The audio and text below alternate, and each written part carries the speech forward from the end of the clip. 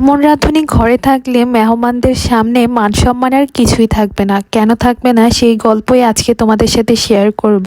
আমাদের বাসায় বৃহস্পতি, শুক্র, শনি সপ্তাহের এই 3টা দিন একদম বিয়ে বাড়ির মতো ভরপুর আয়োজন লেগেই থাকে।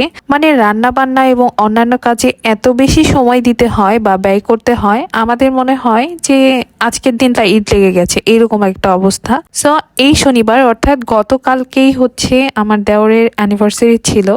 12তম বিবাহবার্ষিকী উপলক্ষে বাসায় বিরিয়ানি রান্নার আয়োজন চলছে। তবে সবসময় অ্যানিভার্সারি ট্রিটটা আমরা বাইরে থেকেই নেই, মানে ওই দিন আর রান্না বান্নার কাছেই যায় না। সব খাবার, ডিনার বা লাঞ্চ যেটাই হোক না কেন আমরা বাইরে থেকে আনাই। বাট এইবার যে মাথায় কেন ভূত চেপেছে, বাসায় রান্না করতেই হবে। শাশুড়ি মা বলেছিল বাইরে থেকে খাবার আনালে নাকি অনেক টাকা ওয়েস্ট হয় এবং ভালো খাবার পাওয়া যায় না, এই জন্য বাসায় রান্না করতে হবে। শাশুড়ি মার আবদার রাখতে যেয়ে আমরা যে এত বড় বিপদে পড়ে যাব সেটা কখনো ভাবতেই পারিনি। ভাগ্য ভালো কাউকে দাওয়াত করা হয়নি, বাসার সবাই মিলেই শুধু এই আয়োজনটুকু করা হয়েছিল। নর্মালি আমরা যেহেতু জয়েন্ট ফ্যামিলি, আমাদের বাসায় রান্না করতে গেলে পুরো এক ড্যাগ ভরেই রান্না করতে হয়। আর সেই দিন স্পেশাল ডেতে একটু বেশি করে রান্না করা হয়েছিল, যেহেতু প্রতিবেশীদেরকেও দিব এই জন্য। এখানে 5 কেজি গরুর মাংস আর 2.5 কেজি পোলাওর চাল ছিল, এগুলো দিয়ে রান্না করছিলাম। আমরা বাসায় আগেও কাচ্চি বিরিয়ানি অনেকবার রান্না করে খেয়েছি, তবে সেটার পরিমাপ ছিল 1-1.5 কেজি, বাট এবার আবার একটু বেশি আর অনেক বড় হাঁড়িতে রান্না করা হচ্ছে। বাই দ্য ওয়ে, আমরা যখন বিরিয়ানি সবকিছু সাজিয়ে দিচ্ছিলাম, সাজানো গোছানোর পর একদম যখন ঢাকনা দিয়ে ঢেকে দিয়েছি, তারপর মনে পড়েছে আমরা বিরিয়ানির মাংসটা মাখানোর সময় টমেটো সস দিতেই ভুলে গেছি, যদিও চোখের সামনেই ছিল। আমার মতো কানা কোথায় পাওয়া যাবে বলেন তো? সবকিছু সামনে রাখার পরেও আমি টমেটো সসটা কেন জানি চোখেই দেখিনি। মানে যদিও আমরা সেখানে 3জন ছিলাম, আমার ননদ, আমার যা, আমরা 3জন সমন্বয়ে রান্নাটা করেছি, 3জনের বুদ্ধি মিলিয়ে।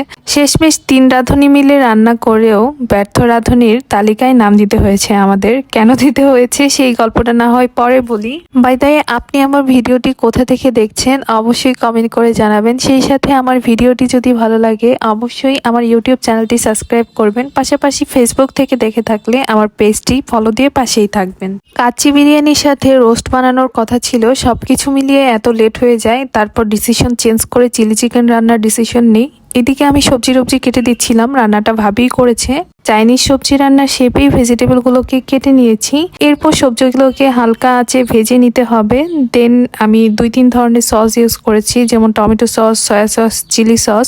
দেন আগে থেকে ভেজে রাখা চিকেন ফ্রাইগুলো দিয়ে কিছুক্ষণ নাড়াচাড়া করতে হবে এবং লাস্ট পর্যায়ে নামানোর আগে একটু পানিতে কর্নফ্লাওয়ার গুলিয়ে সেই কর্নফ্লাওয়ার দিয়ে ভালোভাবে নেড়েচেড়ে নামিয়ে নিলেই কিন্তু চিলি চিকেন হয়ে যাবে। যত ভালো করেই রান্না করি না কেন, বাসায় ভুল ধরার মানুষ থাকবেই। এই কারণে কোনো কিছুই রান্না করতে ইচ্ছা করে না, বিশ্বাস করেন। আর মিস্টার হাজব্যান্ড হচ্ছে সবচেয়ে 1 নম্বরে, কারণ সে আবার একটু ভালো রান্না করতে পারে। পুরুষ মানুষ যদি রান্না করতে পারে, সেই বাড়ি মহিলা মানুষের রান্না করলে তো খবর আছে। মোটামুটি 1.5 ঘন্টা অপেক্ষা করার পর আমাদের কাচ্চি বিরিয়ানি ডান। কিন্তু সমস্যা হয়েছে, আমরা যখন ঢাকনাটা খুলছিলাম তখনই আটাটা কেমন জানি নরম লাগছিল। চিন্তা করছিলাম আটা যদি নরম থাকে তাহলে কি আদৌ হয়েছে কিনা। ঠিক যেই চিন্তা ভাবনা করেছি ঠিক সেটাই হয়েছে। নর্মালি যখন সবকিছু ভালো মতো সেদ্ধ হয়, মানে ঢাকনা খোলার সাথে সাথে এত পরিমাণে ভাপ বের হয় যেটা কিনা কল্পনার বাইরে। বাট এখানে কোনো রকম ভাপ বের হয়নি, আপনারা তো বুঝতেই পারছেন। যেভাবে সাজিয়ে দিয়েছি সেম অবস্থায় আছে। তখন বেলা বাজে 2:30। মোটামুটি বাসায় সবাই ক্ষুধার্ত, হাঁড়ির আশেপাশে সবাই বসে আছে আমাদের বিরিয়ানি কখন রান্না হবে সেই অপেক্ষায়। এখন উল্টিয়ে পাল্টিয়ে যেটা বুঝতে পারলাম, মাংস মোটামুটি সেদ্ধ হলেও কিন্তু একদম নরম হয়নি, বা আরেকটু চুলায় থাকলে রান্নার ফ্লেভার বা সবকিছুই একদম পারফেক্ট আসতো। মিস্টার হাজবেন্ডকে তো কোনো রকম বুঝিয়ে টুঝিয়ে খেতে বসিয়েছি। দেন আমরা যখন একটু ট্রাই করতে গেলাম, আমার কাছে কেন জানি একটু কাছে কাছে গন্ধ, মানে আদা রসুনের গন্ধ এরকম লাগছিল। দেন চাল আর মাংসগুলোকে আলাদা করে মাংসগুলো প্রেসার কুকারে দিয়ে আমরা মোটামুটি 20 মিনিটের মতো অপেক্ষা করি, তাও সিদ্ধ হচ্ছিল না। তারপর কিন্তু আমরা নিজেদের দোষ না দিয়ে গরুর মাংসের দোষ দিচ্ছিলাম যে মাংসটা অনেক বেশি বুড়া হয়ে গেছে, যে কারণেই রান্নাটা কোনোভাবেই হচ্ছে না। কারণ প্রেসার কুকারে দেওয়ার পরেও যদি মাংস সিদ্ধ না হয় সেখানে আমাদের কি দোষ? সবাই শুধু আমাদের রান্নার দোষ দিচ্ছিল। আর আন্টি বলছিল আমাদের ভিডিওর কারণে নাকি রান্নাটা নষ্ট হয়েছে। এটা প্রায় সময় হয়, যদি রান্না একটু 19-20 হয় তখন সবাই বলে আমরা ভিডিও করেছি, এই কারণে রান্নাটা নষ্ট হয়েছে। শেষমেশ আমাদের লাঞ্চ করতে করতে আসরের আজান দিয়ে দেয়, আর জীবনে শিক্ষা হয়ে গেল এরপর আর কখনো এইরকম করব না। যদিও এবার প্রথমবার ছিল বাসায় রান্না করার প্ল্যান, তারপরেও এইরকম মানে হয়ে যাবে কখনো ভাবতে পারিনি।